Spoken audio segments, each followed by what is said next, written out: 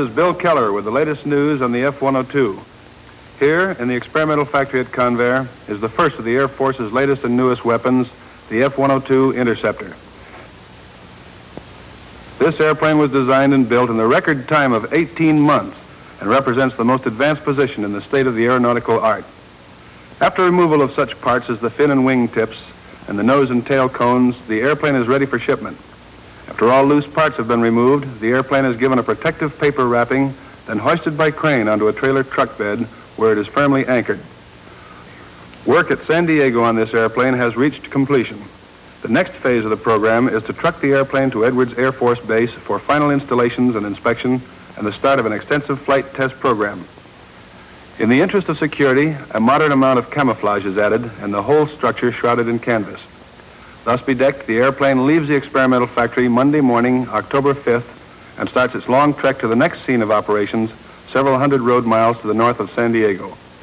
The men who turned in the fine job on this airplane will now work toward repeating their performance on the second prototype, scheduled for flight this coming December.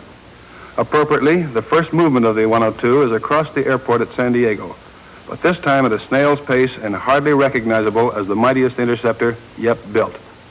As the airplane enters city traffic, the careful planning behind the move becomes apparent. Even with the wing tips removed, the package took sufficient road space so that expert handling and control were necessary to avoid obstacles and to cope with normal traffic. The route had been carefully surveyed well ahead of time and all contingencies anticipated. On only one occasion was it necessary to remove a highway sign to let the airplane pass. The strange group with the large, weird-shaped object on the truck aroused much curiosity in the course of their journey. This chap exemplifies the average reaction. The airplane passed from the coastal regions over the mountains to the desert areas. The total trip took 2 days with an overnight stop at March Air Force Base. The convoy arrived at Edwards late in the afternoon of October 6th to complete the slowest cross-country trip this airplane will ever experience.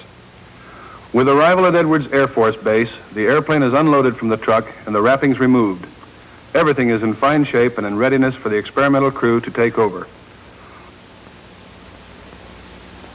All those items taken off of the airplane at San Diego for the move now must be reinstalled. The ejection seat is lowered into place, the nose cone mounted, and the fin and wing tips returned to their proper locations.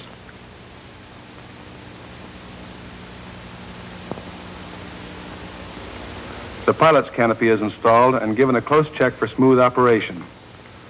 Here's the engine installation. Although the engine and airplane meet here for the first time, all control, plumbing, and wiring installations are intact and accurate in the airplane, thanks to a neat trick at San Diego of utilizing the second prototype for fitting while work progressed on this airplane.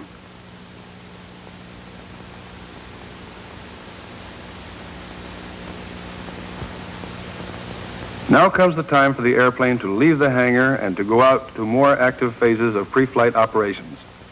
As the airplane emerges, it is possible to study some of its more characteristic features. The long nose boom is covered with a guard to protect the delicate pitch and yaw vanes mounted thereon. The pointed nose of the F-102 now houses instrumentation for the flight test work, but this space is reserved for the electronic guidance in the tactical articles. Note the 60-degree delta planform, the cheek-located air ducts, and the completely submerged missile bay. Also note the 3 symmetrically located dive brakes.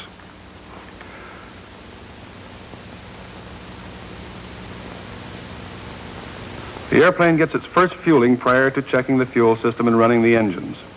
Fueling and defueling are conducted at one connection in the wheel well for ease of service.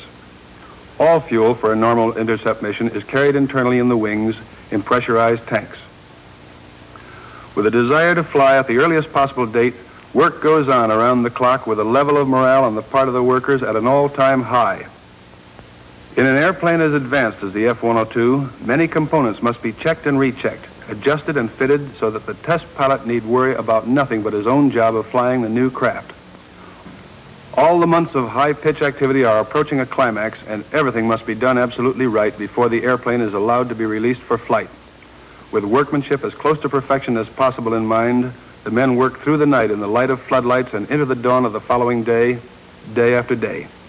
It is this type of diligence on the part of American workmen that help make possible the weapons the Air Force needs.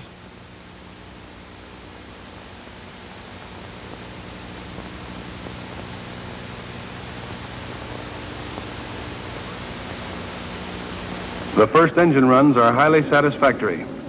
This engine was first assigned to Convair as a test stand engine and was later released for flight use on the basis of other tests being conducted at Pratt & Whitney's factory. The engine installed in this airplane is the Pratt & Whitney J57P11 of 14,800 pounds thrust. This engine will be replaced by J57 engines of later series and higher thrusts, and eventually by either the Wright J67 or the Pratt & Whitney J75, both of which are very high thrust engines. The airplane is supersonic with any of these power plants and will develop its desired performance with the J67 or the J75.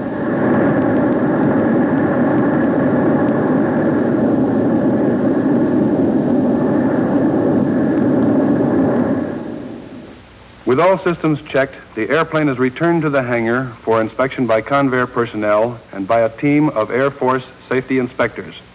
One of the first operations is a check on weight and center of gravity. The airplane is placed on scales and measurements taken. The control surfaces are inspected. The elevons move coincidentally for pitch and differentially for roll. The cockpit is also inspected. As mentioned earlier, the nose of the airplane is allocated to radar and to electronic fire control installations, but for the flight test phase of the F-102, this space is devoted to complete instrumentation, including recording and telemetering equipment. Inspection complete, the time has come to let the airplane show off some of its capabilities, so the F-102 comes out of the hangar for its first trip to the airport and taxi trials. Taxi runs are to be made on the long north-south runway on the lake bed to give the pilot plenty of room to feel out his new aircraft. Chosen as pilot for the first trials and flight of the F-102 was Richard L. Johnson, who recently joined Convair, San Diego, as Chief Engineering Test Pilot for Air Force airplanes. Dick, until recently, was with the Air Force, and as a Lieutenant Colonel was Chief of the Fighter Branch at Wright Air Development Center, Wright-Patterson Air Force Base. With 4,500 hours flight time, with more than 1,400 of these hours in jet aircraft, and with his extensive background in military aviation, Dick is highly qualified for this job of testing the F-102. He has flown most types of operational fighter aircraft and has flown most of the American, British, and French experimental types, including many of the British Deltas. Teamed with Dick in this test program is Sam Shannon, Chief of Experimental Flight Testing at San Diego. Sam was the first man in the world to fly a Delta wing airplane, starting with the XF-92A in 1948 and continuing more recently with Convair's Navy XF-2Y1 Sea Dart. The convoy of radio-equipped cars and cars bearing the pilot and test crews leave the pavement at Edwards and proceed down the lake bed to the far south end from where the taxi trials will start. Although all available space is desired for early trials, the F-102 has been designed to operate from any average-length municipal airport. With the plane at the head of the runway, last-minute activity gets underway. Dick Johnson is preparing to climb aboard, and all is in readiness for the taxi runs.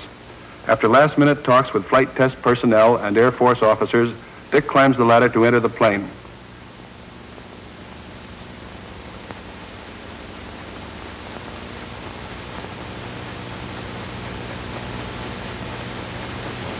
Checks complete, the engines are started, and further checking of power plant operation takes place.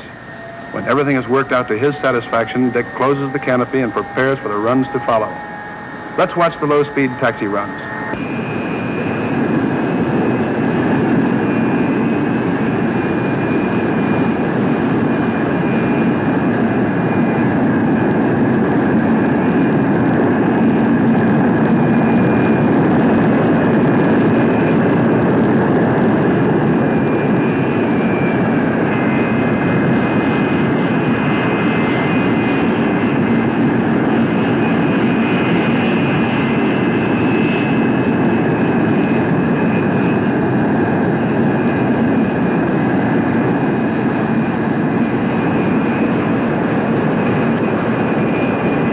And now let's watch the high-speed taxi run.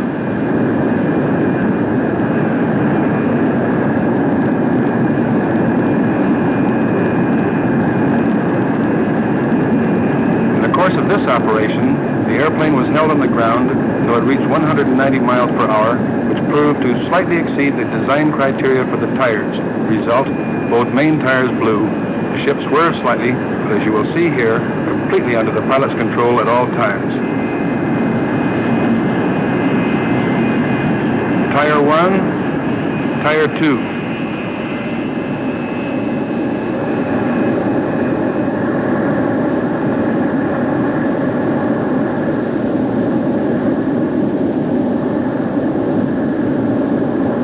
This is what happens to an overworked tire with no piece big enough remaining to allow examination. The tire manufacturer's representative came out to get the serial numbers, but decided upon inspection that he could do without them.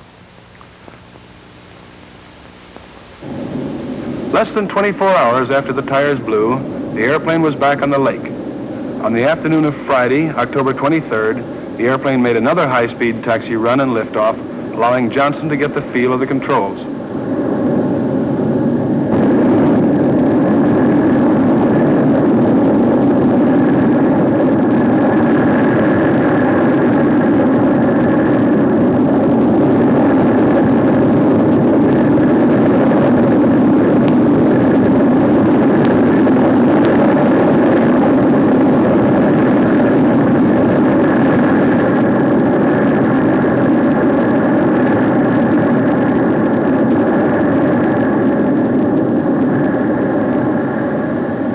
On the morning of Saturday, October 24th, the plane was again at the head of the runway. Johnson has the last word with Phil Prophet of the Flight Test Department. He lowers the canopy and he is ready to take the airplane for its first full-fledged flight. With power and starting gear hooked up to the airplane, the engines are started.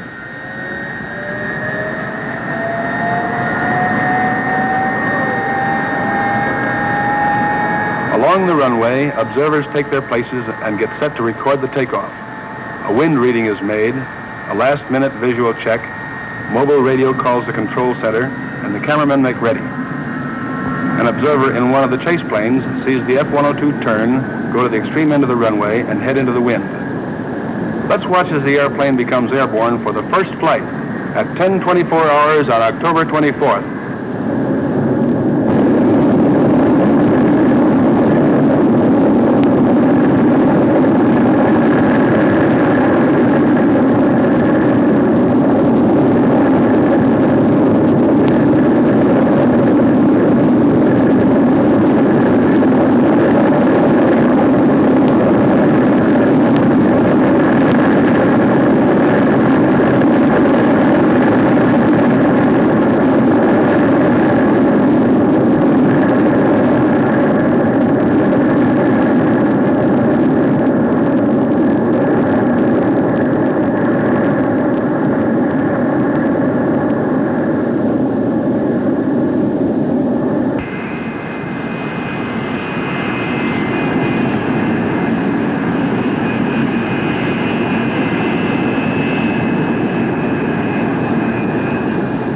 As can be observed, the landing gear would not lock in the up position. Because of this, Dick had to forego his established flight plan, and at the end of a 16-minute flight, he decided to land. Of interest is the complete assortment of aircraft, straight, swept, and delta wings in the chase group. Dick's observations were that the airplane responded properly to the controls and was sweet to handle. As we can see, the stability of the airplane is highly apparent.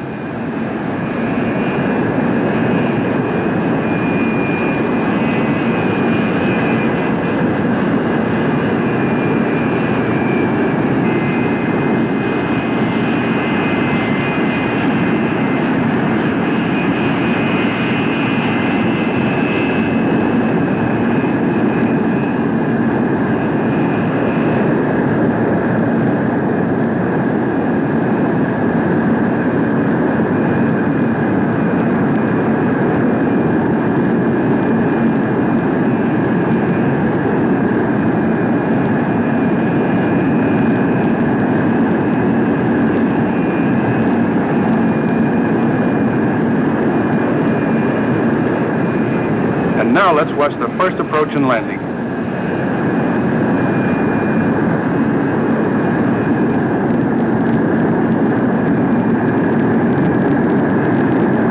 Note the typical high angle of attack.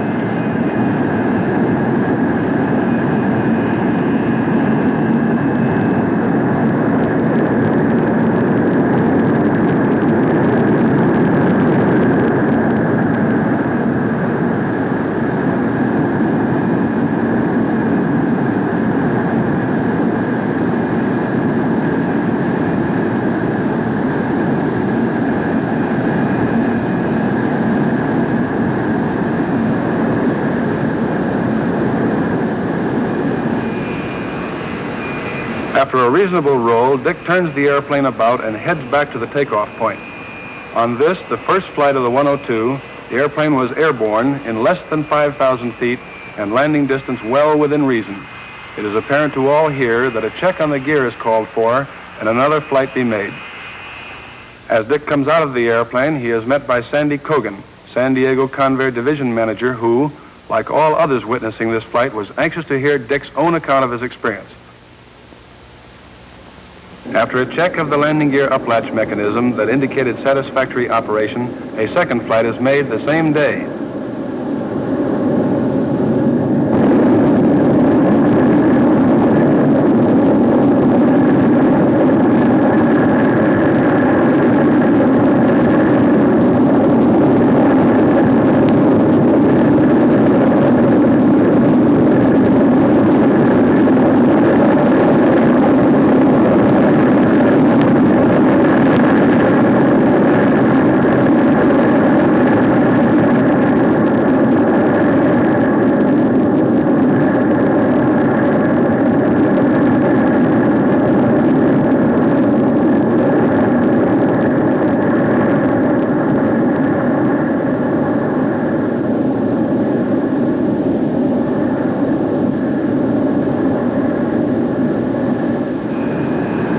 The difficulty with the gear is still with us, so Dick decides to cut short the flight.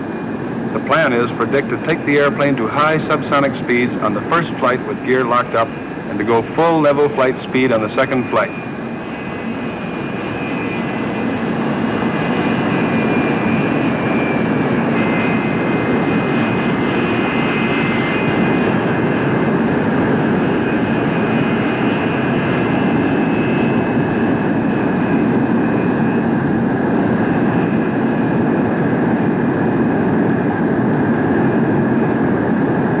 Here's the second landing of the day, very similar to the first, with its typical high angle of attack and sound appearance of stability. Flying chase on these first flights were Major Yeager in an F-86, Major Slade Nash and an Air Force photographer in a T-33, and a Convair pilot and Convair cameraman in another T-33. General Holtener, commander of Edwards Air Force Base, also flew chase on the first flight in an F-80.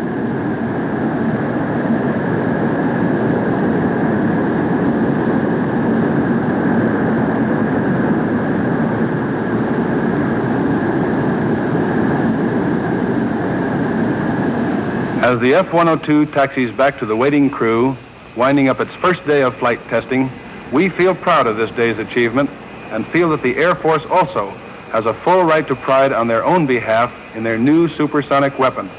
The flights made here today open a new chapter in the development of this interceptor toward the day when these aircraft become an active part of Air Defense Command.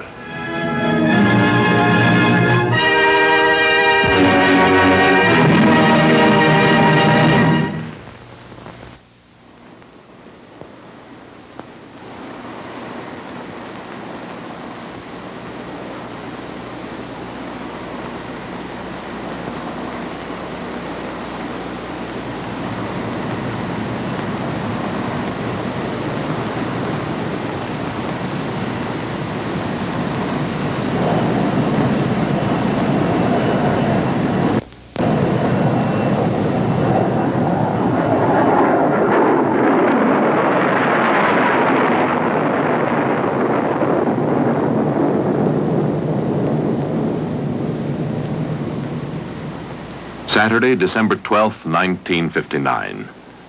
The man in the cockpit is Major Joseph W. Rogers, 35, resident of Colorado Springs, Colorado. Father of 3 children, veteran of 170 combat missions in Korea, and holder of 17 decorations.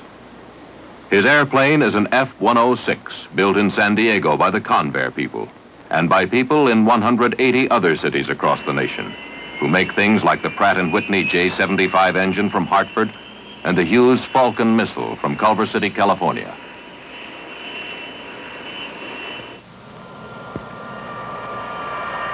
Have a look. For if this land were set upon tonight by a force of enemy bombers, this man and his machine and others like him would, in that final moment when defender meets attacker, be the main rampart between this country and kingdom come. This is how wide the moat, how high the wall, how sharp the lance.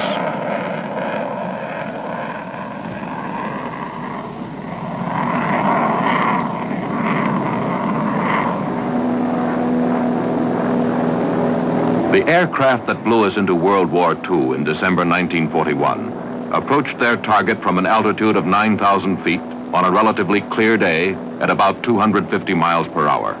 It was high enough and fast enough. Nothing stopped them. If there were a manned bomber attack today, it would come at perhaps 60,000 feet and faster than sound. But this time, something would have to stop them.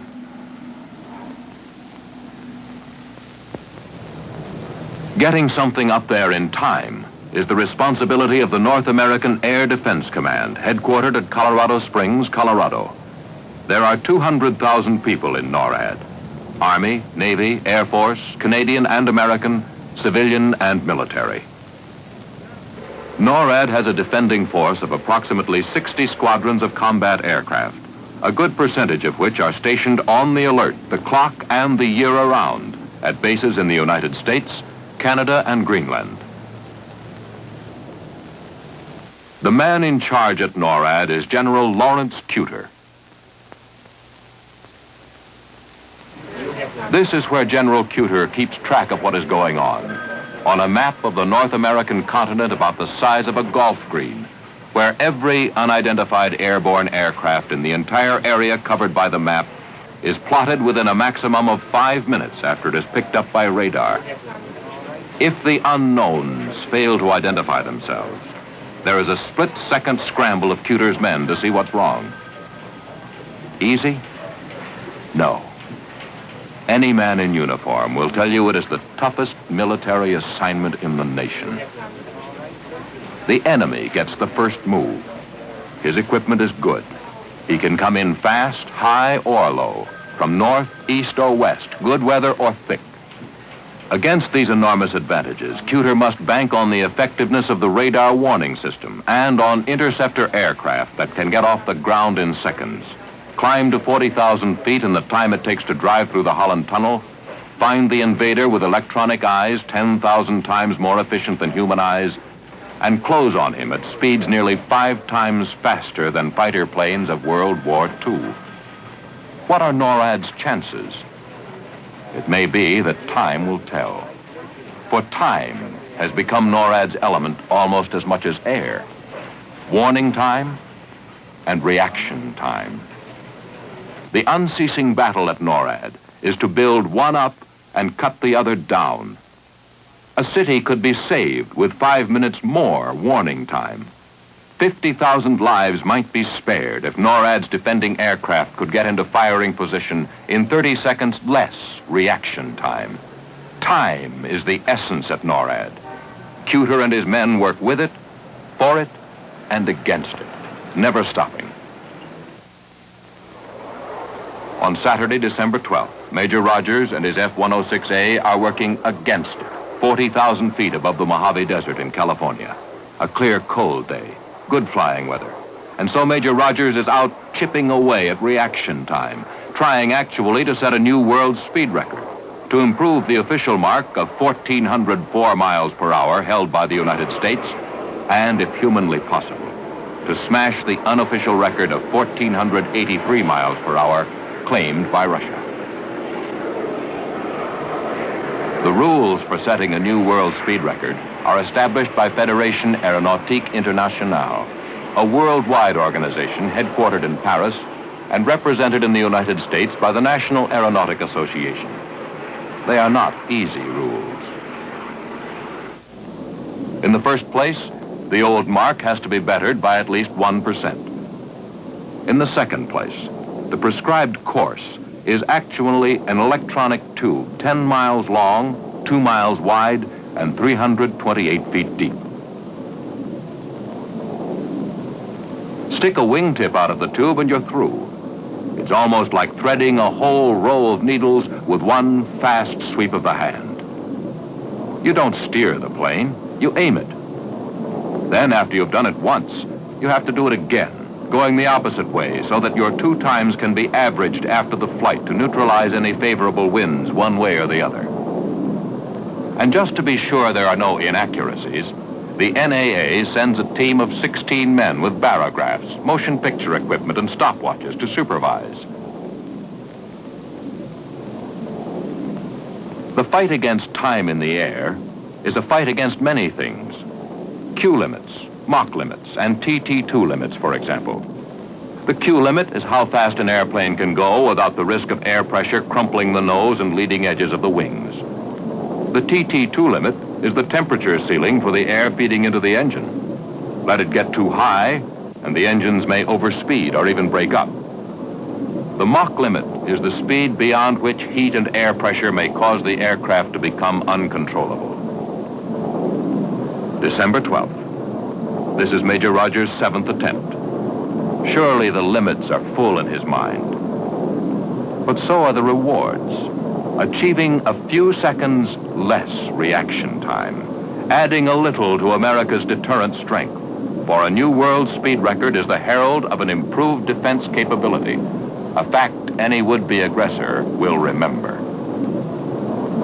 And there's also the technical reward.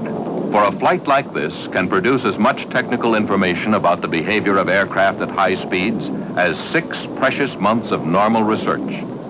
It's worth pushing the limits.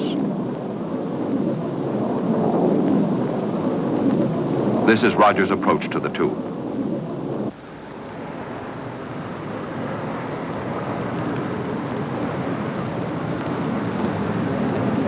This is his run. But this is not the day either. The plane dropped a few feet beneath the boundary of the skin-tight course and was disqualified.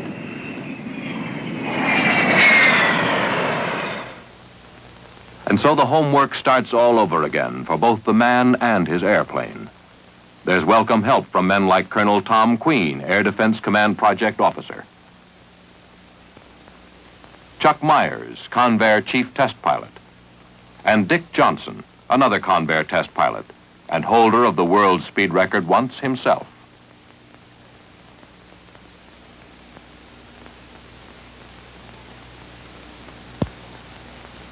And there's more watching for a good day.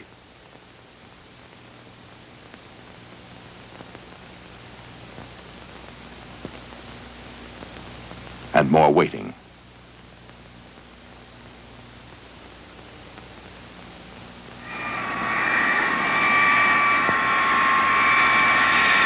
Then on Tuesday, December 15th, another airplane comes in for the try, number 467, a run of the production line 106, which checks in for the occasion at full combat weight of about 34,000 pounds.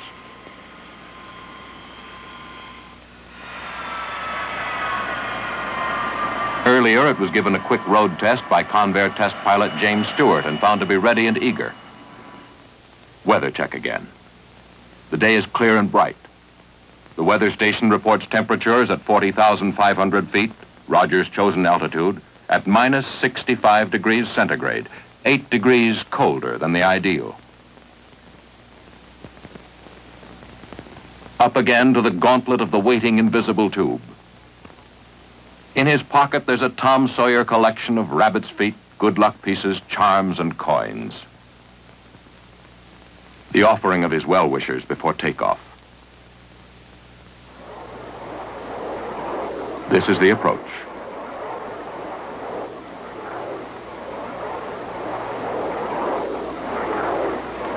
This is the run. This is the timer's voice counting the miles. Well, it's looking real good in 5 miles to the first camera station. 3 miles. 2 miles. 1 mile. Half. Mark first station. Mach 2.2. Mach 2.3. 5 miles, second station. 4. 3. 2. 1. Half mile, mark second station. Real fast. Real smooth,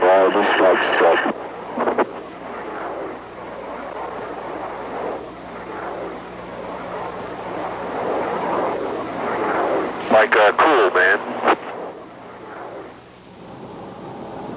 Cool indeed, Major Rogers.